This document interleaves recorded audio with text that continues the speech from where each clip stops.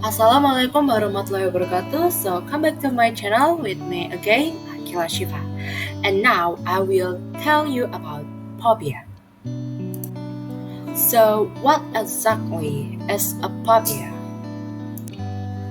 Well, nearly everyone fears some things, but when the fears become exaggerate and irrational, it's a phobia, which is the most common form of anxiety disorder. There are many types of what are known as specific or simple phobias.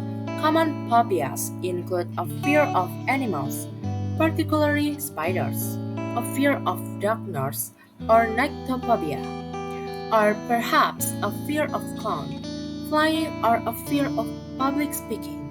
Now, you may not to be keen on some of these things I've just mentioned, but most of us find a way to cope with the situation and do not let it influence with our daily lives. However, if you have a phobia of one of these things, you may suffer from symptoms such as an increased heart rate, dizziness, excessive sweating, or even a panic attack.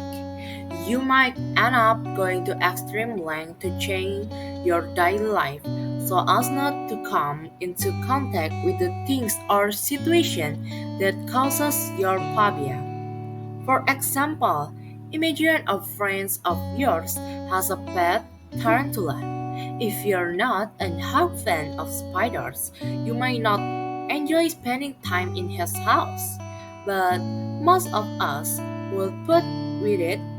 However, if you are an acronophobia sufferer, you will probably refuse to visit him at home altogether. So you can see how phobias can have a real impact on our social relationships. And why do people suffer from phobias? Well, there are a couple of causes if a child grows up with a parent who suffers from a phobia. The child is far more likely to develop the same irrational fear.